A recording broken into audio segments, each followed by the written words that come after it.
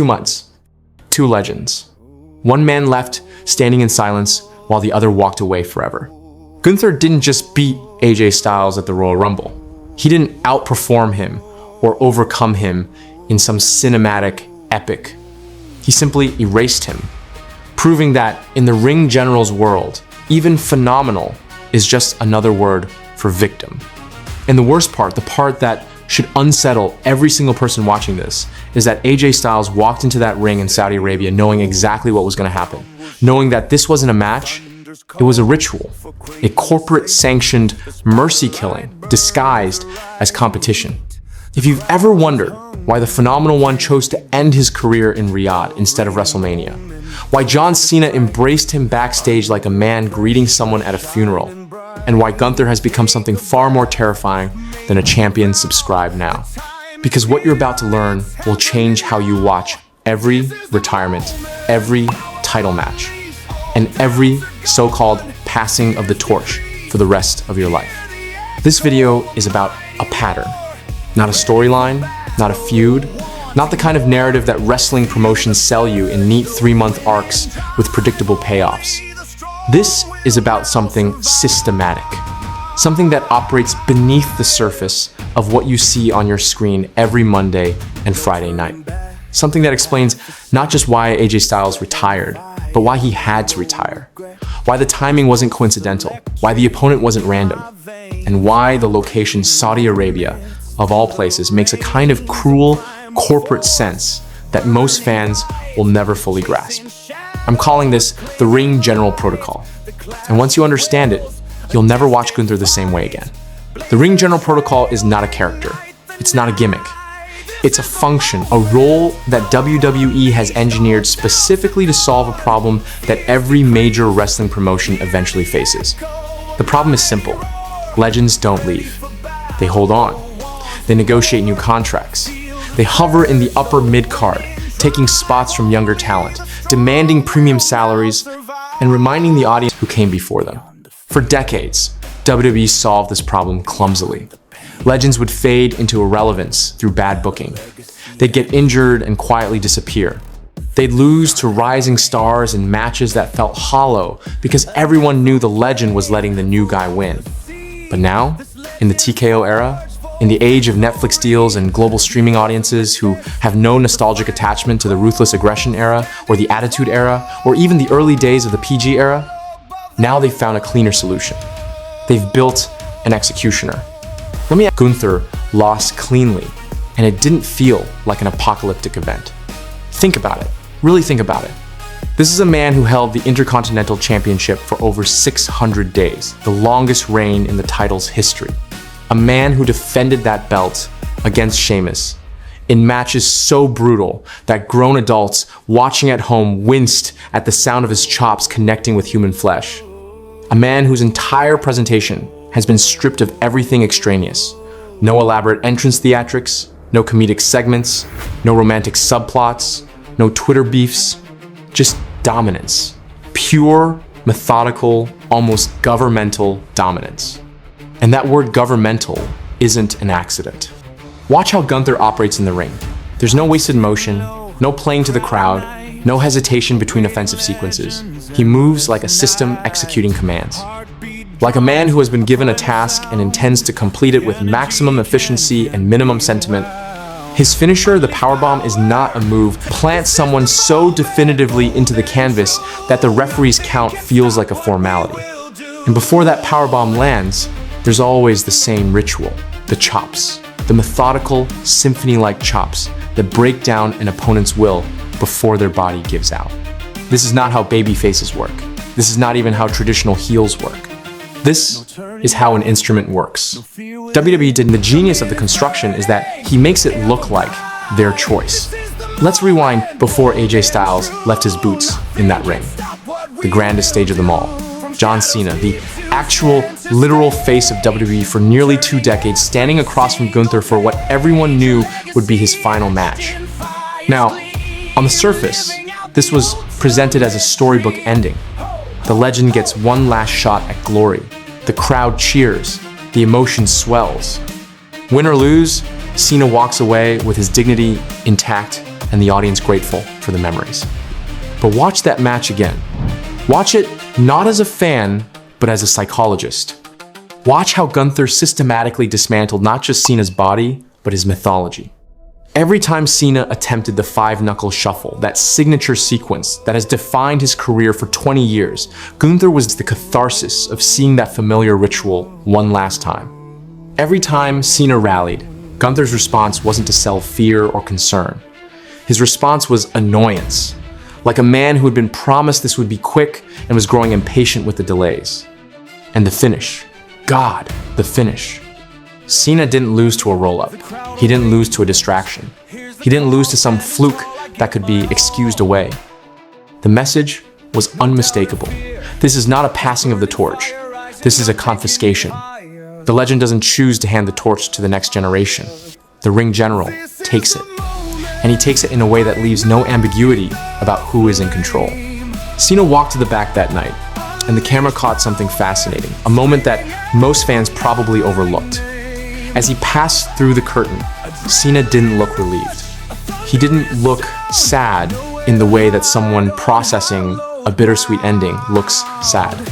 He looked confused, like a man who had just realized that the story he thought he was telling, the story of graceful retirement, wasn't his story at all. To understand why AJ Styles' retirement hit differently, why it felt less like an ending and more like a verdict, you need to understand what made him psychologically unique in the first place.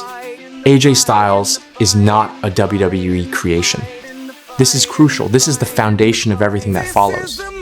Unlike John Cena, who was molded from the ground up by Vince McMahon's vision of what a wrestling star should be, AJ Styles arrived in WWE as a fully formed legend. He had already conquered TNA. He had already led the Bullet Club in New Japan. He had already proved over and over again that he didn't need WWE to validate his greatness. And that created a psychological dynamic that defined his entire run in the company.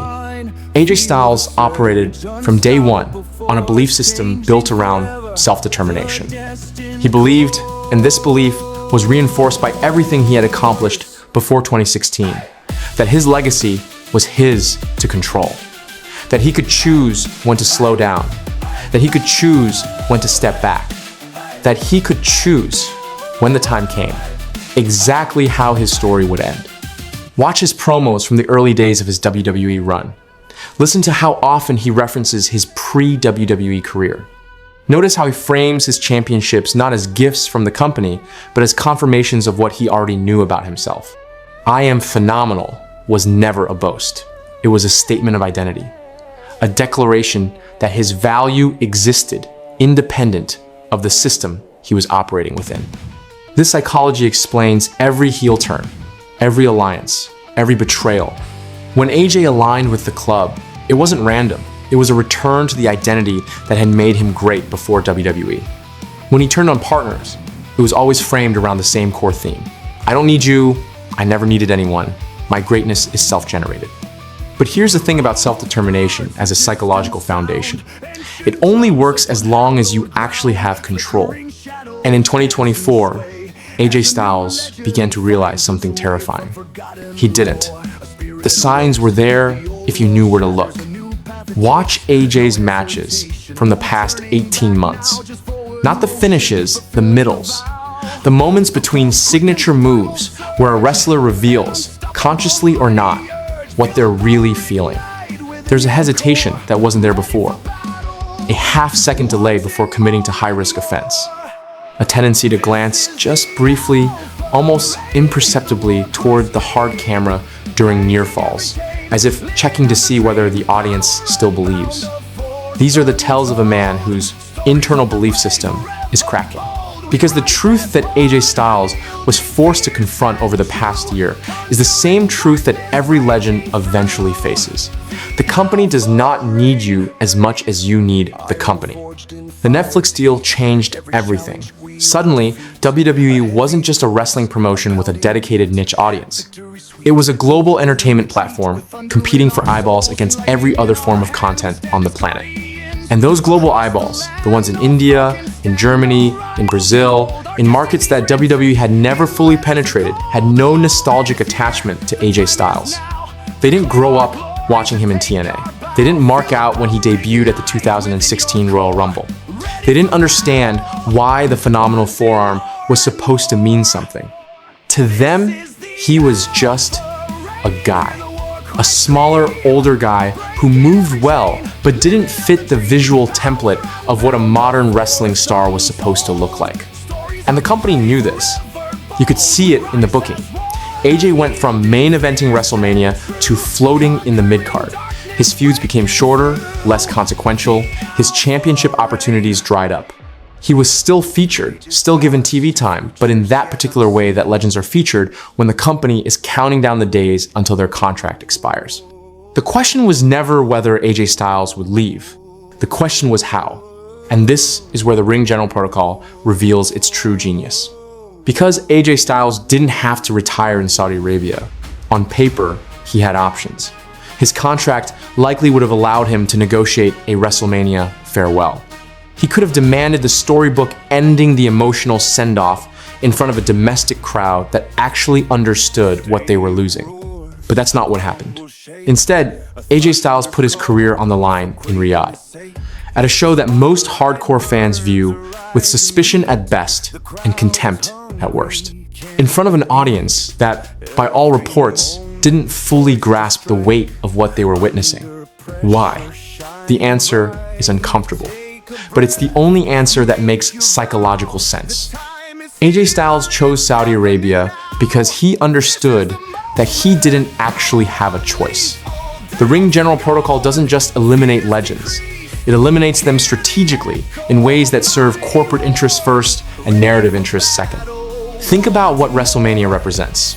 It's the one weekend a year where WWE's core audience, the obsessives, the longtime fans, the people who remember why AJ Styles matters, gathers in full force. If AJ retired at WrestleMania, the emotional response would have been overwhelming. The crowd would have hijacked the show. The chants would have drowned out whatever segment was supposed to follow. The narrative, for that night at least, would have belonged to AJ Styles. And that's exactly what the company didn't want. The Netflix generation doesn't need to know that AJ Styles was once the best wrestler on the planet. They don't need to see an arena full of people weeping for a man they'll never fully understand. They need to see Gunther standing tall.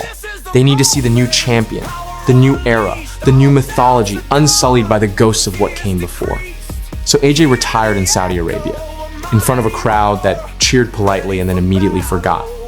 At an event that most American fans watched on a Saturday morning while half asleep.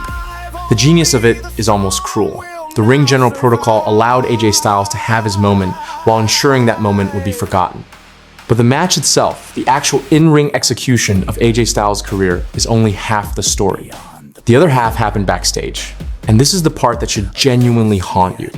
According to multiple reports, the locker room after Styles versus Gunther was silent. Not quiet, silent. The kind of silence that happens when everyone present knows they've just witnessed something final and irreversible. AJ walked through the curtain, and no one knew what to say. The usual post-match rituals, the handshakes, the ribbing, the congratulations didn't happen. There was just stillness. And then John Cena appeared. The same John Cena who had been executed by the same Ring General. The same John Cena who would walk through that same curtain with that same look of confusion on his face. Cena crossed the locker room and embraced AJ Styles. Now, on one level, this is a touching moment. Two legends, two men who had defined different eras of professional wrestling, sharing a connection in the aftermath of loss. But think about it psychologically. Think about what that hug actually meant. Cena wasn't comforting AJ. Cena was recognizing him, welcoming him into a fraternity that neither of them had asked to join. The fraternity of men who had been erased by the Ring General Protocol. It's the embrace you give someone at a funeral. Not for the dead person, for the other mourners, for the people who understand that they're next. And in that silence, in that locker room, a question hung in the air that no one dared to speak aloud. Who's next? To understand the Ring General Protocol fully, you need to zoom out from individual matches and look at the system itself. Since the TKO merger, since the company stopped being a family business and started being a publicly traded entertainment conglomerate with fiduciary obligations to shareholders, the treatment of legacy talent has shifted dramatically. It's not subtle, it's not hidden. If you know where to look, the pattern is obvious. The company is systematically transitioning away from performers whose peak years occurred before the streaming era. Not because those performers can't still work. AJ Styles, at 47, was still putting on better matches than half the roster. But because those performers carry contextual baggage that the new audience doesn't understand and the company doesn't want to explain, every time a commentator has to say former TNA champion, or Bullet Club legend, or 20-year veteran, they're reminding the Netflix audience that there's a history here they haven't been invited into. They're creating friction in the consumption experience. They're making casual viewers feel like outsiders. The Ring General Protocol solves this problem by closing the book on legacy performers in a way that feels definitive. Gunther doesn't just beat legends. He makes their losses feel inevitable. He makes the audience believe, consciously or not, that these older wrestlers should be retiring, that their time has passed, that the Ring General is simply accelerating a natural process. And once a legend has been processed through the protocol, they're gone. Not in a they might return for a Royal Rumble cameo way. Gone in a their mythology has been officially concluded way. The company doesn't have to keep explaining who they were. The company doesn't have to keep paying their contracts. The company doesn't have to keep making space on the card for performers whose best years are documented on a streaming library that new fans will never bother to explore. It's efficient, it's cold, and it's working exactly as designed. Which brings us to the prediction. If the Ring General Protocol is real, if Gunther is truly functioning as a systematic eraser of the old guard, then the question isn't whether there will be another execution. The question is who? And every single piece of evidence points to one man, Randy Orton. Consider the profile. Orton is the last remaining active competitor from the Ruthless Aggression era who still works a full-time schedule. He's 45 years old. He's a third-generation performer, which means his very presence on the roster is a reminder of wrestling dynasties that predate the Netflix audience by decades. He's a former world champion 13 times over, a number so large that it actively undermines the prestige of current title reigns. And most importantly, Orton still believes he can win. This is what makes him the ideal target for the protocol. Unlike Cena, who entered his final match in a reflective, almost accepting mood. Unlike Styles, who had already begun processing the end before the bell rang, Orton still carries himself like a man who expects to be in the main event. Watch his recent promos. Listen to how he talks about championships, about legacy, about the future. There's no valedictory tone, no graceful stepping aside. Orton still believes he's the apex predator, that the Legend Killer nickname applies to him eliminating others, not the other way around. This psychological blind spot makes him the perfect victim. Gunther won't just beat Randy Orton, he'll expose him. He'll take that RKO, that move that Orton has used for 20 years, to end matches in an instant, and he'll survive it. He'll absorb the strike that was supposed to be unsurvivable, and then he'll methodically, systematically dismantle everything Orton believes about himself. And when it's over, when Orton is lying in the center of the ring, looking up at the lights, realizing that the Legend Killer has become the Legend Killed, the silence will return. The same silence that followed Cena. The same silence that followed Styles. The Ring General Protocol will have claimed another victim. So what have we actually uncovered here? We've uncovered a pattern that transforms random seeming booking decisions into a coherent psychological system. We've uncovered a framework that explains not just what is happening to WWE's legends, but why it's happening and who benefits. But more than that, we've uncovered something about professional wrestling itself, something that the industry would prefer you not to think about too carefully. The stories we're told about passing torches and legendary farewells and graceful retirements, they're myths, they're narratives, constructed to make corporate decisions feel like organic storytelling. The reality is colder. The reality is that wrestling promotions are businesses, and businesses optimize for efficiency. And the most efficient way to transition from one era to the next is not to celebrate what came before, it's to erase it. Gunther is WWE solves the legacy problem. The instrument that turns beloved icons into closed files. And AJ Styles, John Cena, Randy Orton, they're not wrestlers anymore. Not really. They're case studies, proof of concept for a system that will keep operating long after their names have faded from memory. The next time you watch Gunther walk to the ring, pay attention to the silence. Not the crowd noise, the silence underneath the crowd noise. The silence that tells you something is about to be concluded. Something is about to be erased. And if you want to understand what, if you want to see in general, isn't finished, he's just getting started.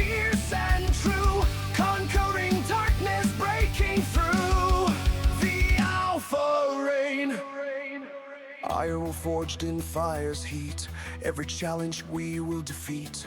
A heavy pulse, a pounding beat.